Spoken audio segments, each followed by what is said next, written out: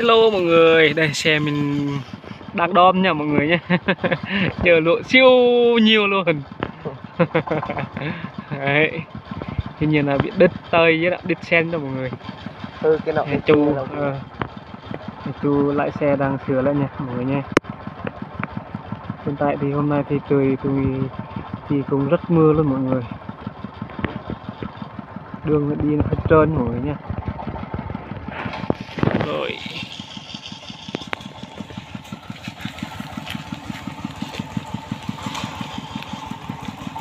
Ba chân lên.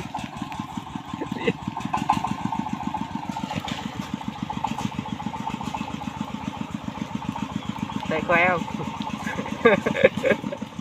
Chơi bằng xe bèn này, hai anh em mình đang giữ cái xe bèn nha mọi người nhé, cho xe lên luôn.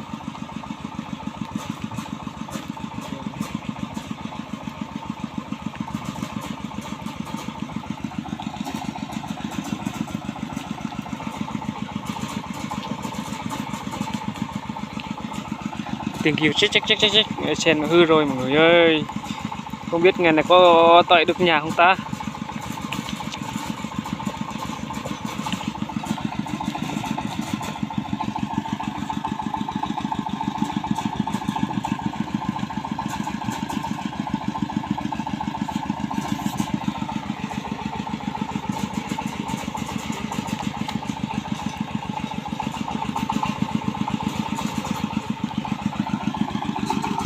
Ở đâu?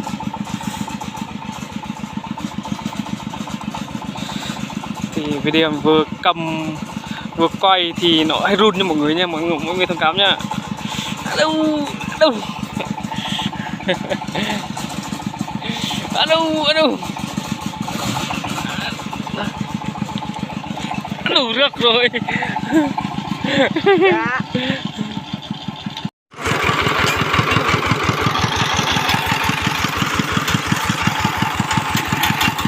Ông bác biến hàng quay hả? Ừ. Đây là anh này đặt Kèo ở dây cáp mình qua mọi người, hôm nay là trời mưa thì rất mưa luôn, đường trơn lắm mọi người ơi, quá khó luôn này. ông dứt lên đây, anh dứt lên đây, thật à?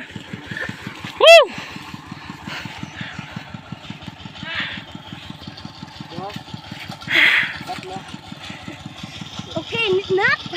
Ok.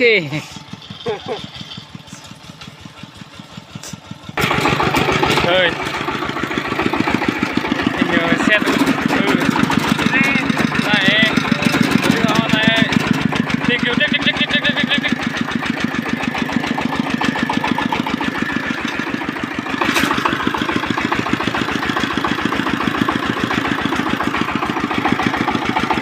Mình thợ lại xe công nông. Chờ bằng xe can rồi, chờ lụa rất nhiều.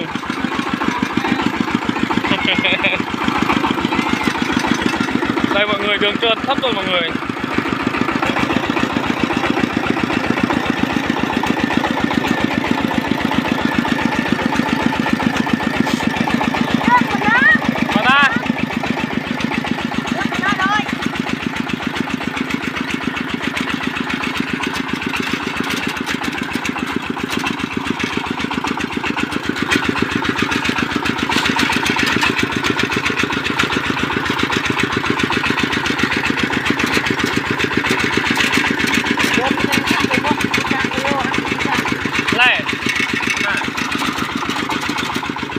Alo, đi đâu á?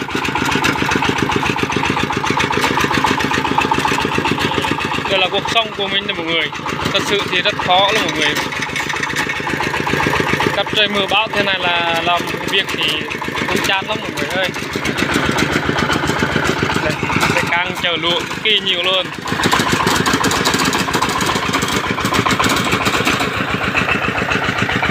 Hiện tại thì đường dọc thì còn nhiều lắm mọi người ạ, còn dài mọi người nha, thì tơi liên tục luôn. Đấy. Xe thì đang đi sao mọi người nha. Đây.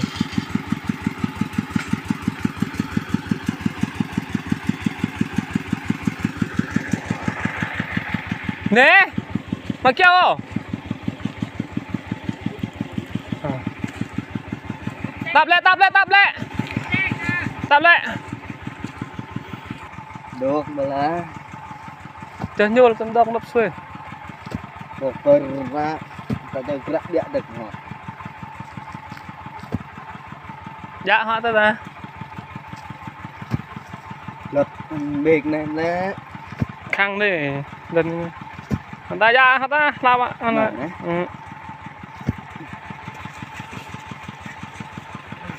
cầu năng nó sẽ nè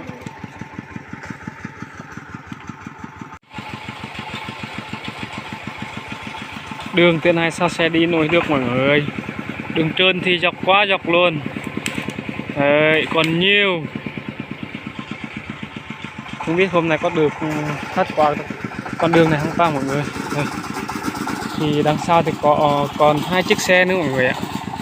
Đây là chiếc xe này đi trước mọi người nhé. Xe đây thì đi trước thì trời đang đấy, trời thấy chưa bù luôn, đang mưa ra rác rồi mọi người.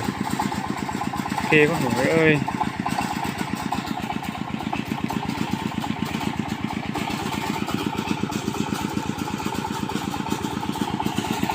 Đấy, quay xe đằng sau đang đi theo nhưng mà đang đi sau nha mọi người nha. Đấy, thấy chưa. Đấy.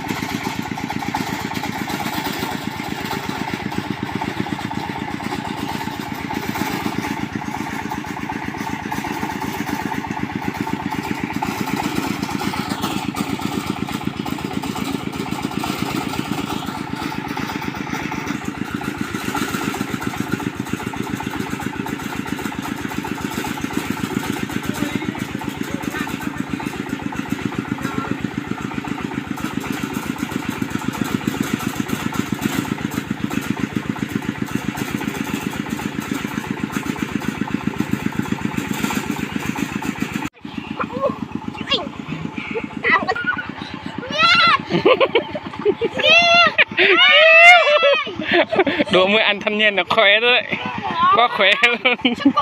Năng lực. Đây.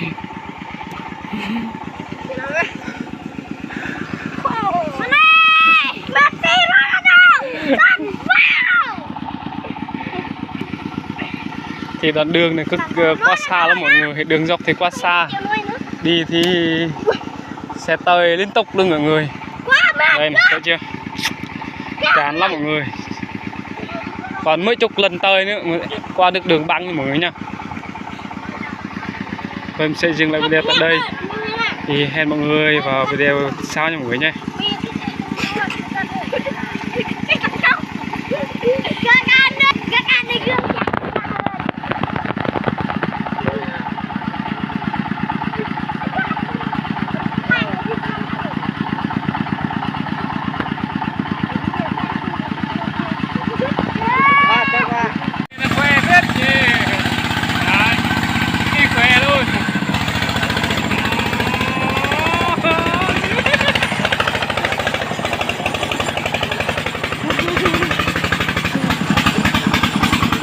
Rồi xe nó thoát cho nha mọi người nha.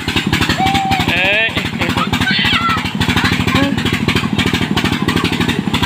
Thì còn chờ đợi xe này nữa nha mọi người nhé. Đấy, xe này chờ cực kỳ nhiều luôn mọi người. Đấy.